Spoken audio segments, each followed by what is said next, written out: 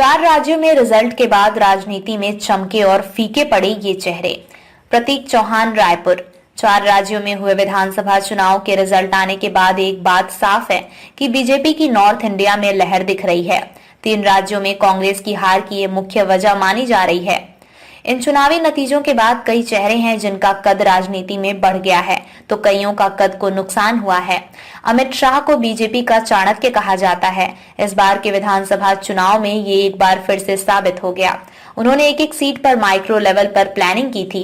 Ticket बंटवारे से लेकर चुनावी मुद्दों को सही तरह से भुनाने के लिए उनकी रणनीति ने फिर से कमाल कर दिया। नतीजा ये है कि नॉर्थ इंडिया में बीजेपी की एक लहर सी दिख रही है। चुनाव परिणाम आने के बाद मध्य प्रदेश चुनाव के सह प्रभारी अश्विनी वैष्णव ने कहा, लोगों ने मोदी की गारंटी पर भरोसा जताया। इस जीत के बाद केंद्रीय रेल मंत्री वैष्णव का कद भी बढ़ गया है। मध्य प्रदेश में वोटिंग से पहले चुनाव प्रचार के दौरान कहा जा रहा था कि शिवराज सिंह चौहान के शासन से लोग नाखुश हैं और एंटी इनकम्बेंसी फैक्टर काम करेगा। पार्टी ने भले ही शिवराज सिंह चौहान के चेहरे को पीछे रखकर चुनाव लड़ा हो, लेकिन इस बात को नजरअंदाज नहीं किया जा सकता कि राज्य में सीएम वही हैं और चौथी बार सत्ता में बीजेपी की वापसी करना पार्टी उनके कद को बढ़ाएगा।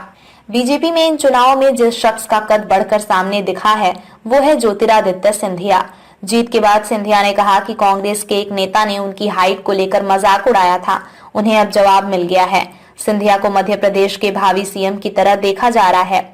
हालांकि सिंधिया कह रहे हैं कि फैसला पार्टी को लेना है। उन्होंने खुद को कार्यकर्ता बताया। रेवंत रेड्डी वो शख्स हैं जिनकी अगुवाई में कांग्रेस ने तेलंगाना में चुनाव लड़ा। पार्टी राज्य में पहली बार सरकार बनाने जा रही है। अलाकमान के सपोर्ट और एक नए रणनीति के साथ रेड्डी ने चुनाव की अगुवाई की। पिछले कुछ महीने पहले तक जो कांग्रेस पार्टी तेलंगाना में कमजोर थी, उपचुनाव में हार और पार्टी के भीतर चुनौती के बावजूद जीतकर सरकार बनाने की दहलीज पर खड़ी है। कांग्रेस के कद्दावर नेता और राजस्थान के सीएम अशोक गहलोत कांग्रेस की नया पार लगाने के लिए योजनाओं की झड़ी लगा दी थी। साथ ही प्रचार पर भी काफी खर्च किया गया। स्थानीय लेवल पर गहलोत के चेहरे पर चुनाव लड़ा गया, लेकिन मोदी मैजिक के आगे टिक नहीं पाए। आने वाले दिनों में राज्य की राजनीतिक में वापसी की संभावना कमजोर है। कमलनाथ मध्य प्रदेश में कमल को रोकने में सफल नहीं हो पाए। ऐसा अनुमान लगाया गया था कि शिवराज सिंह चौहान के 18 साल के कार्यकाल के बाद एक एंटी इनकम्बेंसी फैक्टर का लाभ कांग्रेस को मिलेगा, लेकिन कमलनाथ उसे भुनाने में विफल रहे। इस बार कांग्रेस की वापसी न होने से कमलनाथ के लिए अब आगे का रास्ता कठिन हो गया है। मध्य प्रदेश में कांग्रेस लंबे समय से सत्ता से बाहर रही है। बीच में कुछ समय के लिए कांग्रेस सरकार में थी। कांग्रेस की वापसी की मुहिम में दिग्विजय का रोल अहम था, लेकिन चुनाव परिणाम ने बता दिया कि वो इसमें नाकाम रहे। अब 5 साल बाद जब विधानसभा चुनाव होगा तब क्या हालात होंगे, ये भविष्य की बात है।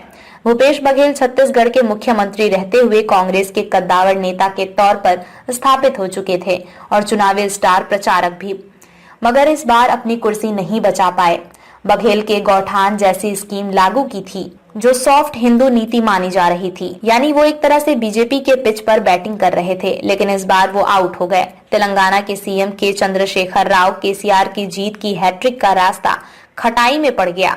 पिछले 2 कार्यकाल तक केसीआर सत्ता में थे। इस बार एंटी इनकम्बेंसी से सामना था और करीब 40 विधायकों को लेकर सत्ता विरोधी लहर थी। इसके बावजूद उन्होंने उन विधायकों को चुनावी मैदान में मौका दिया। ये दांव भारी पड़ गया। कांग्रेस के जो दिग्गज अपनी सीट नहीं बचा पाए उनमें डिप्टी सीएम टीएस सिंहदेव भी शामिल रहे। वो बहुत कम मतों के मार्जिन से हारे हैं। ये हार इसलिए भी अहम है क्योंकि सरगुजा को कांग्रेस का गढ़ माना जाता है। यही कारण है कि उनकी इस हार के बाद उनका भी ग्राफ घटा है।